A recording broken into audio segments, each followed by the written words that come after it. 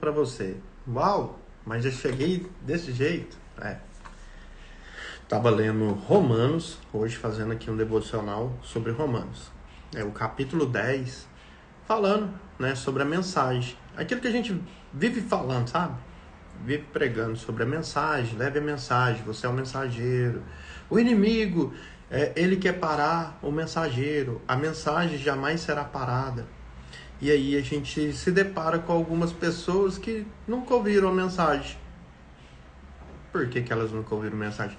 Romanos 10 vai nos falar. Como ouvirão se não há quem pregue? Tá lá, ó. Quer ver? No capítulo 10, no verso 9, fala assim, ó. Pois se você confessar com seus próprios lábios que Jesus Cristo é o seu Senhor, crendo do fundo do coração que Deus o levantou dentre os mortos, você será salvo. Se você crê que Jesus, ele levantou dentre os mortos, se você confessar com a sua boca, se você falar que ele é o seu Senhor, aceitar Cristo, você vai ser salvo, sabia? Ah, mas é mágica? Não, não é mágica. É você entender a palavra. É entender o que o Senhor fala a respeito. Se você tiver fé do tamanho de um grãozinho de mostarda, você vai pegar com a ponta do seu dedo e vai transferir um monte de um lado para o outro. Vai até mandar que ele se lance ao mar. Isso é fé. A fé, ela é baseada em quê? Na certeza daquilo que a gente não vê. Mas a gente sabe que está lá. A gente sabe que vai acontecer. Se você pegar pessoas que são cristãs e aconteceu algo na vida delas assim que ela nos impossível de acontecer. E aí você vai perguntar para essas pessoas que têm um certo tempo na caminhada: mas como é que isso acontecer? Elas vão te responder: eu não sei, eu só sei que é assim. Eu só sei que aconteceu. Eu não preciso ter a racionalidade para entender o que é fé. Então, quando eu creio que Jesus Cristo salvou a mim, que ele é meu Senhor, ele é meu dono, e eu creio que ele levantou entre os mortos. Levantou entre os mortos? E que um dia ele vai voltar, para que todos nós que somos cristãos, a gente vai ser arrebatado e levado para o reino dos céus. A gente crê nisso, sabe? Às vezes parece uma coisa insana, uma coisa meio de viagem, mas a palavra de Deus fala a respeito disso, né? Sobre a gente viver de forma com que a racionalidade já não nos mais pertence, mas que todo entendimento humano, a gente não se importa com isso. Porque a gente sabe naquele que a gente crê. Eu sei em quem eu tenho crido. Eu sei em quem eu tenho depositado a minha confiança, a minha fé, que é em Jesus Cristo, o meu Senhor. E aí, muitas pessoas, às vezes, elas repugnam a mensagem, porque elas foram machucadas, feridas por outras pessoas que se diziam cristãs, que se diziam crentes, evangélicas, sabe? E aí, elas se deparam com a religiosidade. A religião, ela mata. Assim como eu fiz um vídeo e coloquei lá no canal no YouTube, a religião, ela mata. É o que as pessoas não entendem, é sobre ser cristão. O verdadeiro cristão, sabe? É deixar com que o Senhor, ele haja na sua vida, que você tenha os seus princípios, o princípio cristão, e os valores cristãos estabelecidos e bem estabelecidos. Quando a gente fala sobre renovação da mente, que vai estar mais para frente no capítulo 12 aqui de Romanos, é simplesmente isso, é a gente pegar todo o entendimento que a gente tem e praticar uma metamorfose da forma com que a gente pensa, do jeito que a gente vive. É a alegoria de uma... Eu gosto muito da teologia do Tel Hayashi, né? Que nós somos como uma borboleta. A borboleta, ela é uma lagarta, ela é uma taturana, e aí ela entra para o seu casulo e então ela tem uma metamorfose dentro do casulo e vira ser uma borboleta. Hoje nós somos uma lagarta que tem o seu DNA modificado, porém, à vista nós somos como uma lagarta, mas o nosso DNA já foi modificado. Assim é quando você aceita Cristo. Quando você aceita Cristo, nosso DNA ele é modificado. Hoje nós somos feitos filhos de Deus. Cristo é o primogênito e nós somos irmãos, somos co-herdeiros e temos coparticipação no reino junto com Cristo. Temos o DNA de Deus. Hoje, você consegue enxergar a nossa forma humana, porém a gente não vive mais como as pessoas mundanas. Às vezes a gente vai mesmo na contramão dessas pessoas. Por quê? A gente acabou de sair do carnaval. Eu detesto carnaval. Nunca gostei, nunca fui de carnaval. Detesto. Não gosto. Sabe? As pessoas eu amo.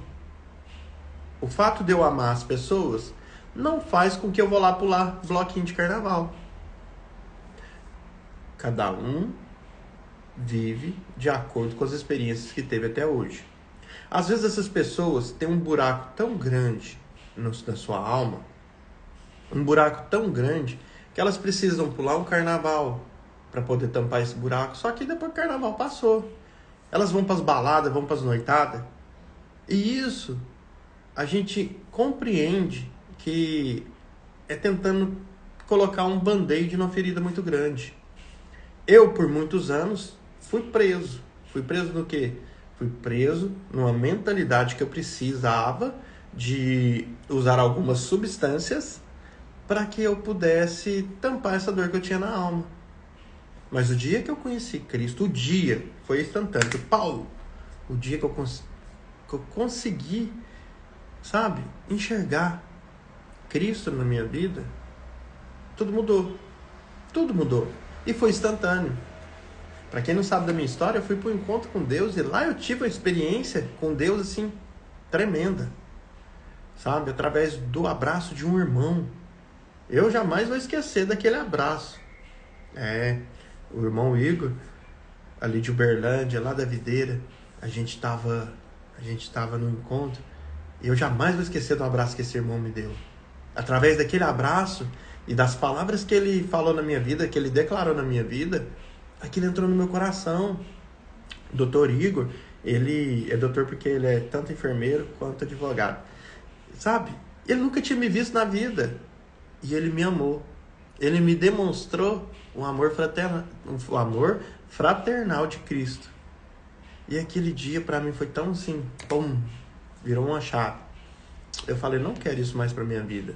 Eu não quero ser preso, eu não quero estar com a mente ligada em coisas que eu tento tampar, sabe?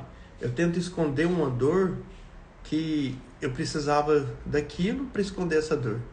E aí Cristo vem e me cura. Cristo não tampou a ferida.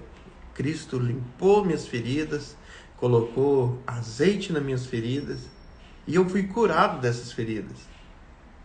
E aí eu vou renovar a sua mente, sabia? Assim como está lá em Romanos 12:2, que ele fala sobre a renovação da nossa mente. Olha aqui. E não imitem a conduta e os costumes deste mundo, mas veja cada uma pessoa nova e diferente, mostrando uma sadia renovação em tudo que faz e pensa. E assim vocês aprenderão a ter a experiência própria, a boa, agradável e perfeita vontade de Deus.